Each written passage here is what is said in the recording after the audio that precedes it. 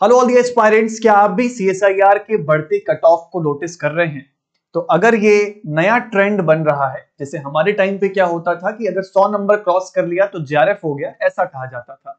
लेकिन ये बात अब लागू नहीं होती है। इसके कई सारे फैक्टर्स हैं, उस पर कभी और चर्चा करेंगे। लेकिन फिलहाल जो है उसके लिए हमारी स्ट्रेटेजी क्या होनी चाहिए, हमें किस तरीके से पेपर को सोचना चाहिए, कैसे अप्रोच करना चाहिए, आइए उस पर चर्चा करते हैं।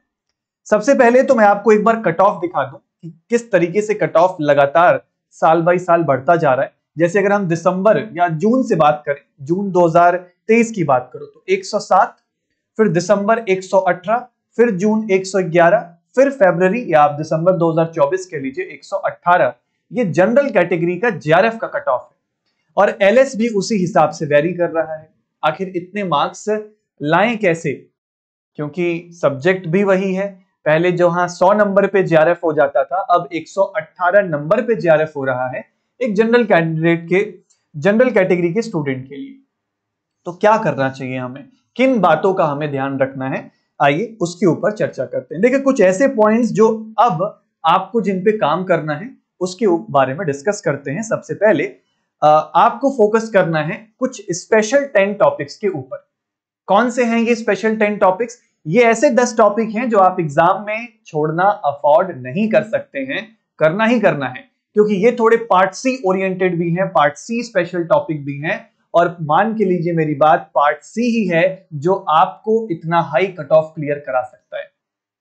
उसमें जो बच्चा अच्छा करेगा उसका ही आराम से कट ऑफ क्लियर होगा। तो ये स्पेशल 10 टॉपिक्स की हम बात करें तो ये मैंने फिजिकल, ऑर्गेनिक और इनऑर्गेनिक के टॉपिक्स निकाल के आपके सामने रख दिए।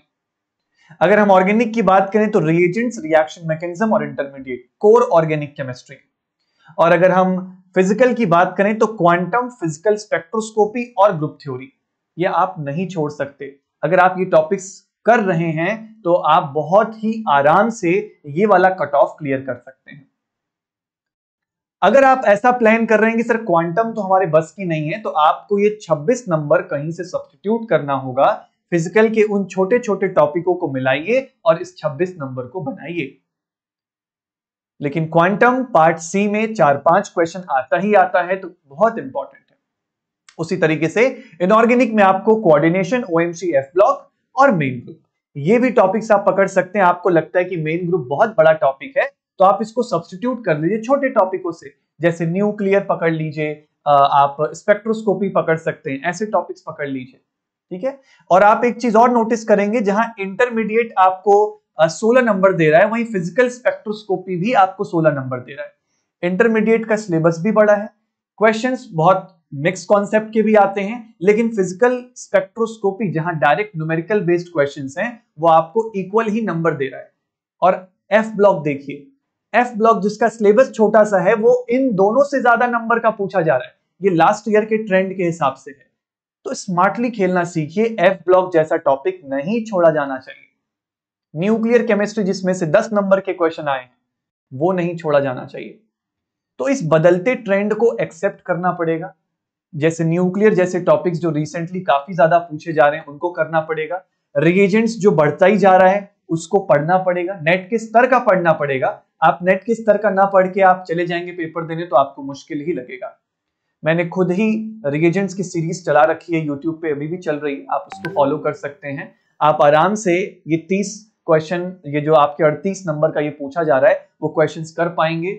आधे से ज्यादा क्वेश्चंस आप आराम से अप्रोच बना पाएंगे अगर आपने सिर्फ सेशंस ही अटेंड किए हैं। तब भी प्रैक्टिस करेंगे तो आप पूरे नंबर भी ला सकते हैं, लेकिन प्रैक्टिस बहुत ज्यादा करनी है आपको उसमें, ठीक है। तो ये आपको पहले तो स्पेशल 10 टॉपिक्स पे फोकस करना है। पार्ट ए, जैसे मेरे टाइम पे क्या था यार, पार्ट ए ठीक है, किया किया नहीं किया छोड़ दिया। आपको क्या लगता है ये 118 नंबर पार्ट ए का कंट्रीब्यूशन नहीं है? इसमें है। बच्चे कह रहे हैं पार्ट ए में सर हम पूरा क्वेश्चन करके आ रहे हैं, क्योंकि इजियर साइड पे आ रही है पार्ट ए, तो आप पूरा ये छोड़ नहीं सकते हैं, आपको थोड़ी बहुत मेहनत इसमें करनी होगी। आप कोशिश करें कि एटलीस्ट 6 से 7 क्वेश्चन आप यहां पे करें, और 4-5 अगर सही करें, ये मिनिमम बैरियर है जो आपको करना है।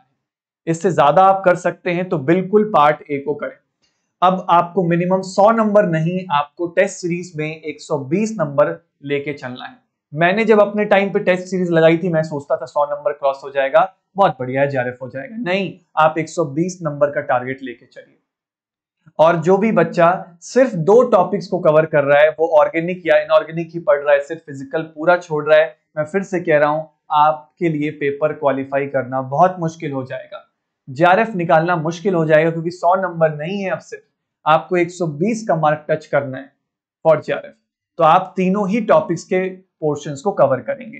आप इन स्पेशल 10 टॉपिक्स को जरूर कवर करें, कोई इसमें से छोड़ें तो इनको आप सब्स्टिट्यूट करेंगे। अकेले 10 टॉपिक 200 नंबर के पूछे जा रहे हैं, 200 नंबर का, ये 10 यूनिट्स हैं, तो आपको ये 10 जरूर करने हैं।